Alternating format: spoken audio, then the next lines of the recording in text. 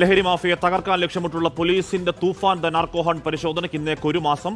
ഈ കാലയളവിൽ 30 കോടി രൂപയുടെ ലഹരി വസ്തുക്കൾ പോലീസ് പിടിച്ചെടുത്തു. 5353 കേസുകൾ രജിസ്റ്റർ ചെയ്തു. ഏറെ ലഹരി വസ്തുക്കൾ പിടിച്ചെടുത്ത എറണാകുളം പെരുമ്പാവൂരിലെ ഭായ് കോളനിയിൽ ഇന്ന് ആഭ്യന്തരമന്ത്രി രമേശ് ചെന്നിത്തല സന്ദർശനം നടത്തുകയാണ്.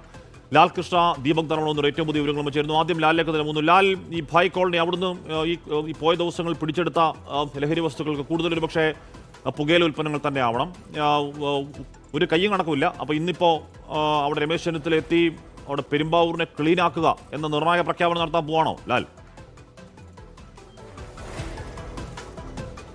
നിർണായക പ്രഖ്യാപനമല്ല, പക്ഷേ അതൊരു സൂചന നൽകുക എന്നുള്ളതാണ്. അതായത് ഈ സംസ്ഥാനം ഭരിക്കുന്ന ആഭ്യന്തരമന്ത്രി നേരിട്ട് ഈ സ്ഥലം സന്ദർശിക്കുന്നതോടുകൂടി ഇത് കൃത്യമായി തന്നെ നോട്ടപ്പെടുന്നുണ്ട് എന്നുള്ളത് കൃത്യമായൊരു സൂചന നൽകുക എന്നാണ് ഉദ്ദേശിക്കുന്നത്. അവിടെ മാത്രമല്ല, ഈ നഗരത്തിലൊരു വലിയ പ്രത്യേകതയായിട്ട് ഈ അടുത്ത കാലത്ത് നമ്മൾ കണ്ടുവരുന്നത് സ്ത്രീകൾ ഉൾപ്പെടെയുള്ള ആളുകളാണ് ലഹരിയുടെ വിൽപ്പനയ്ക്കായിട്ട് ഇറങ്ങിയിട്ടുള്ളത് എന്നുള്ളതാണ്. അത് കഴിഞ്ഞ ദിവസം ഒരു സ്ത്രീയുടെ അടിവസ്ത്രത്തിൽ നിന്നാണ് ഈ കെമിക്കൽസ് പിടിച്ചെടുക്കുന്നത്, രാസഗുളികകൾ തന്നെ പിടിച്ചെടുക്കുന്നത്.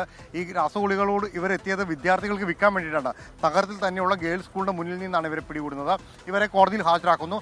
കോടതിയിൽ ഹാജരാക്കുന്ന സമയത്ത് ഇവരെ ജാമ്യത്തിലെടുക്കാൻ പോലും ഒരു സംഘം കൃത്യമായി അവിടെ എത്തിയിരുന്നു എന്നുള്ളത് തന്നെയാണ് ആശ്ചര്യപ്പെടുന്നത്. അതായത് ഇതൊരു വലിയ കണ്ണിയാണ്, ചെറിയൊരു സംഭവമായിട്ട് കാണരുത്. ഏതെങ്കിലും അന്യസംസ്ഥാന തൊഴിലാളി വന്ന് അവിടെ തമ്പാക്കും അല്ലെങ്കിൽ പാൻ മസാലയും വിൽക്കുന്ന പോലത്തെ ഒരു ചെറിയ പ്രശ്നമല്ല. പെരുമ്പാവൂരിനെ സംബന്ധിച്ചിടത്തോളം വലിയ രീതിയിലുള്ള രാസമരുന്നുകളാണ് അവിടെ വിൽക്കുന്നത്. രാസമരുന്നുകൾ വിൽക്കുന്നു, കുത്തിവയ്ക്കുന്നു, സിറിഞ്ച് വെക്കുന്നു. നേരത്തെ വന്ന റിപ്പോർട്ട് നമ്മൾ തന്നെ പറഞ്ഞൊരു കാര്യമാണ്. 14 പേരെ എടുത്താൽ അതിൽ 3 പേർക്ക് HIV പോസിറ്റീവാണ്. ആ സ്ഥിതിയിലേക്ക് കാര്യങ്ങൾ മാറിയിട്ടുണ്ട്. ഭായ് കോളനിയിൽ ഇന്ന് രാവിലെ നമ്മൾ ചെല്ലുമ്പോൾ അവർ പറഞ്ഞത് സ്ത്രീകളും കുട്ടികൾ, വിദ്യാർത്ഥിനികൾ എന്നിവരാണ് രാത്രിയെന്നോ പകലെന്നോ ഭേദമില്ലാതെ അവിടെ ലഹരി വാങ്ങുന്നതിന് വേണ്ടി എത്തുന്നത്. നാട്ടുകാർ ഒന്നടങ്കം സംഘടിച്ച് അതിനെതിരെ വലിയ പ്രതിഷേധവുമെല്ലാം നടത്തി. അപ്പം മനുഷ്യാവകാശ പ്രവർത്തകർ എന്ന് പറഞ്ഞ ഒരു കൂട്ടർ ചാടി വീണ് ഇത് അവർക്ക് ജീവിക്കാനുള്ള അവകാശം തടയലാണെന്ന് പറഞ്ഞു. അങ്ങനെ ജീവിക്കാനുള്ള അവകാശത്തെ തടയലായിരുന്നില്ല പക്ഷേ അവിടെ നടന്നുകൊണ്ടിരുന്നത്. അവിടെ നടന്നത് കൃത്യമായിട്ട് ലഹരി വിൽക്കുന്ന ആളുകളെ പിടികൂടുക എന്നുള്ളതാണ്. 1-2 ആളുകൾ ഇത്തരം ചെയ്യുമ്പോൾ ഇത് ഒരു വലിയ സമൂഹത്തിലുള്ള ആളുകൾ മൊത്തത്തിൽ അത്തരത്തിൽ ചിത്രീകരിക്കുന്ന ഒരു പ്രശ്നമുണ്ട്. അത് പാടില്ല എന്നുള്ളത് നമ്മളും പറയുന്നുണ്ട്. 24ന്റെ നിലപാടും അങ്ങനെ തന്നെയാണ്. പക്ഷേ പോയ ദിവസം എന്നെ ഫോർട്ട് കൊച്ചിയിൽ നിന്നും ഒരു 3 അംഗ സംഘം വന്ന് കണ്ടു.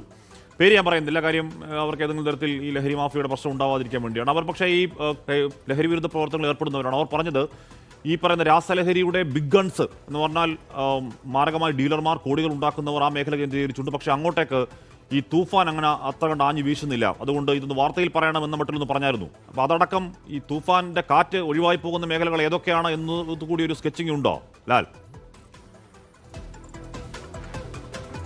തീർച്ചയായിട്ടും ഉണ്ട്. കാരണം നമ്മൾ ഇപ്പോൾ ഈ പെരുമ്പാവൂർ നഗരത്തിൽ തന്നെയാണ് എക്സൈസിൻ്റെ ഓഫീസ് ഇരിക്കുന്നത്.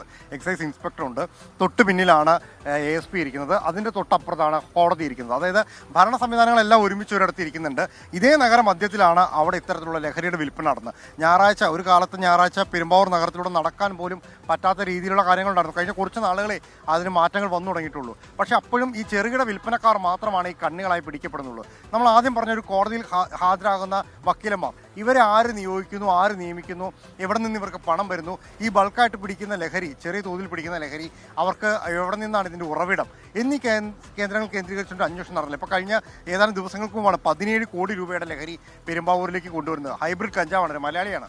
അയാളുമായി ബന്ധപ്പെട്ടുകൊണ്ട് നിൽക്കുന്ന സഹവിതരണക്കാരെല്ലാവരും പിടിക്കപ്പെടുന്നുണ്ട്. പക്ഷേ ഇയാൾക്ക് ബൾക്കായിട്ട് എവിടെ നിന്ന് കിട്ടുന്നു, ആ കിട്ടുന്ന കേന്ദ്രത്തെ എന്തുകൊണ്ട് പിടിക്കാൻ പറ്റുന്നില്ല എന്ന ചോദ്യം സ്വാഭാവികമായിട്ട് നാട്ടുകാരടക്കം ചോദിക്കുന്നുണ്ട്. ഇത്തവണ പെരുമ്പാവൂർ എത്തുമ്പോൾ നാട്ടുകാരുമായി സംവദിക്കുന്ന വേളയിൽ ആഭ്യന്തരമന്ത്രിയോട് നേരിട്ട് ഇക്കാര്യം ചോദിക്കണമെന്നുള്ളതാണ്. നമ്മൾ 1ഉം 2ഉം പിടിക്കുന്ന കൂട്ടത്തിൽ അപ്പുറത്ത് വലിയ കണ്ണികൾ അതിൻ്റെ ആസ്വാദിച്ച് അവരതിൻ്റെ വിൽപ്പന നടത്തി അതിൻ്റെ പണം കൊയ്തുകൊണ്ട് പോകുന്നുണ്ട്. പാൻപരാഗ് പോലുള്ള അവസ്ഥകൾ, ഹാൻസ് പോലുള്ള സാധനങ്ങൾ, ഈ ലഹരി ഉൽപ്പന്നങ്ങളുടെ പല വേദത്തിലുള്ള കാര്യങ്ങൾ പിടിക്കുന്നുണ്ടെങ്കിൽ പോലും വലിയ രീതിയിൽ ഇതിൻ്റെ പിന്നിൽ പ്രവർത്തിക്കുന്നവരെ കണ്ടെത്താൻ ഇതുവരെ സാധിച്ചിട്ടില്ല. പെരുമ്പാവൂരെ സംബന്ധിച്ചിടത്തോളം ഇത് ഒഴുകുന്ന ഒരിടമാണ്. അവിടുത്തെ വെള്ളത്തിൽ പോലും ഇതിൻ്റെ അംശമുണ്ടെന്ന് പറഞ്ഞാൽ പോലും തെറ്റില്ല. അത് സങ്കല്പമായി പറഞ്ഞാണ്, ഇനി അത് കയറി പിടിക്കരുത്. അത്തരത്തിൽ വലിയ രീതിയിലുള്ള ലഹരിയുടെ ഒഴുക്കുള്ള ഒരിടമാണ് പെരുമ്പാവൂർ എന്ന് പറയുന്നത്. സംസ്ഥാനത്തിന്റെ പല ഇടങ്ങളിൽ നിന്ന് ആളുകൾ എത്തി അവിടെ നിന്ന് വാങ്ങിക്കൊണ്ട് പോകുന്നു. അത്രയും കോൺസെൻട്രേഷൻ ഉണ്ടെന്ന് പറയാതില്ല. അവിടുത്തെ വെള്ളത്തിലും വായുവിൽ പോലും ലഹരിയുടെ അംശം ഉണ്ടെന്ന് ആരെങ്കിലും പറഞ്ഞാൽ അതിനെ കുറ്റപ്പെടുത്താൻ കഴിയില്ല എന്നുള്ളതാണ്. അതിനിടെ ഒരു പ്രേക്ഷകൻ രാധാകൃഷ്ണൻ പറയുന്നത് പെരുമ്പാവൂരിൽ ചില പ്രത്യേക ഏരിയകളിലാണ് ലഹരി മാഫിയയുടെ ഹബ്ബ്. അതിൽ നാട്ടുകാരുടെ ചിലരുടെയെങ്കിലും സപ്പോർട്ടില്ലാതെ സാധ്യതയുമില്ല എന്ന് പറയുന്നുണ്ട്. ആരെങ്കിലും അതിന് പിന്തുണ കൊടുക്കുന്നുണ്ടെങ്കിൽ ആ പിന്തുണ നിർത്തിക്കോ, പ്രശ്നമാണ്. ദീപക് ധർമ്മ കുറിച്ച് ദീപക് ഇപ്പോൾ ഇങ്ങോട്ടേക്ക് ഇപ്പോൾ ഇതൊരു വലിയ മാഫിയാണ്. നമ്മൾ SKN40 ലഹരി വിരുദ്ധ യാത്രയിൽ നമ്മൾ ഉടനീളം കണ്ടതാണ് ആ മാഫിയയുടെ ശക്തി എത്രത്തോളം ഉണ്ട് എന്നുള്ള കാര്യം. അപ്പോൾ ആ വലിയ കാർട്ടൽ ആ കൊള്ളക്കാരെ എത്ര ശതമാനം നിയന്ത്രിക്കാൻ കഴിഞ്ഞു എന്ന ചോദ്യം ഒരു മാസത്തിന് ഇപ്പുറവും ബാക്കി നിൽക്കുന്നുണ്ട്. പക്ഷേ ഓപ്പറേഷൻ തൂഫാൻ ഒരു മാസം കൊണ്ട് ഒരു ഇമ്പാക്ട് ഉണ്ടാക്കി എന്ന കാര്യത്തിൽ തർക്കം വേണ്ട. ദീപക്,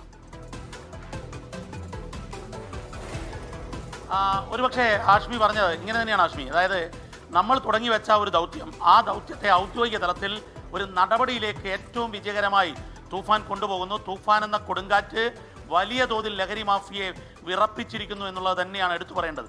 നമുക്ക് കേരളത്തിൽ 20 പോലീസ് ജില്ലകളാണുള്ളത്. അതിൽ കോഴിക്കോട് സിറ്റി താരതമ്യേന ദൈർഘ്യം കുറഞ്ഞ, വിസ്തീർണം കുറഞ്ഞ ഒരു പോലീസ് സിറ്റിയാണ്.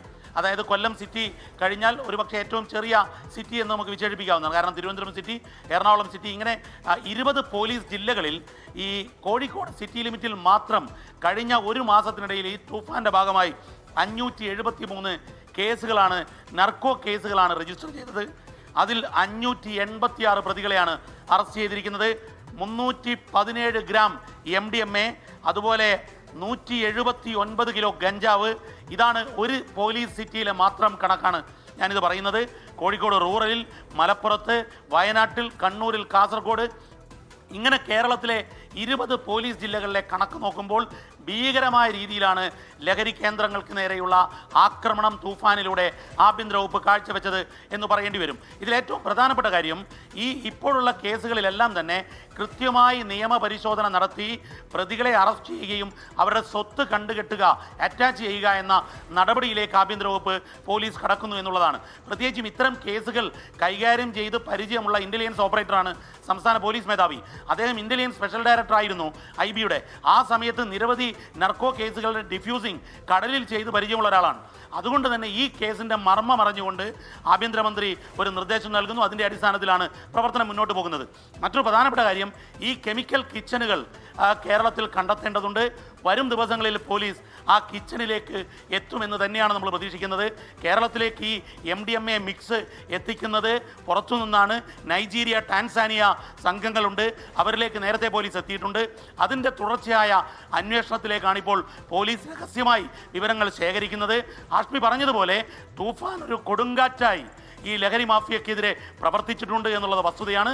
ഇനിയും ഏറെ ദൂരം മുന്നോട്ട് പോകേണ്ടതുണ്ട്. ആഷ്മി, ഓക്കെ, ദീപക് ധർമ്മടം അതിൻ്റെ കൂടുതൽ വിവരങ്ങൾ നൽകുകയായിരുന്നു. ഓപ്പറേഷൻ തൂഫാൻ ശക്തമായ കാറ്റാണ്. പക്ഷേ ശക്തമായ കാറ്റ് ഈ ലഹരിക്കോട്ടകൾ എത്രത്തോളം ഉലയ്ക്കാൻ കഴിഞ്ഞിട്ടുണ്ട് എന്ന് പറഞ്ഞാൽ ഇത് കുറച്ച് ദീർഘവർഷങ്ങളിൽ അടിയുറച്ചു പോയൊരു കോട്ടയാണ്. ആ കോട്ടകളെ എത്ര കുലുക്കാൻ കഴിഞ്ഞിട്ടുണ്ട് എന്നത് ഇപ്പോഴും ചോദ്യചിഹ്നമായി നിൽക്കുന്നുണ്ടെങ്കിൽ കൂടിയും അത് കാറ്റ് ആഞ്ഞടിച്ചു കഴിഞ്ഞാൽ ഇതൊക്കെ കടപൊഴുകുമെന്ന തർക്കമില്ല. ഏതെങ്കിലും തരത്തിൽ ശക്തി കുറവില്ലാതെ ഇനിയും കാറ്റെത്താൻ, നേരത്തെ നമ്മൾ പറഞ്ഞ ഫോർട്ട് കൊച്ചി മേഖലയിലേക്ക് എത്തിയിട്ടില്ല എന്നാണ് അവിടെ പ്രവർത്തിക്കുന്ന, ആഴത്തിൽ പ്രവർത്തിക്കുന്ന സങ്കടത്തോടുകൂടി പറഞ്ഞാണ്.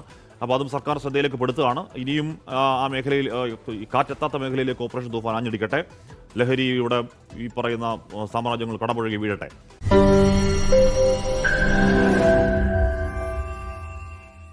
ലോകത്തെവിടെയായാലും ഏത് സമയത്തും 24 വാർത്തകളും ഓഗ്മെന്റഡ് റിയാലിറ്റി പാക്കേജുകളും എക്സ്പ്ലെയിനറുകളും വിശദമായി കാണാൻ ഞങ്ങളുടെ YouTube ചാനൽ നിങ്ങൾക്ക് സബ്സ്ക്രൈബ് ചെയ്യാം.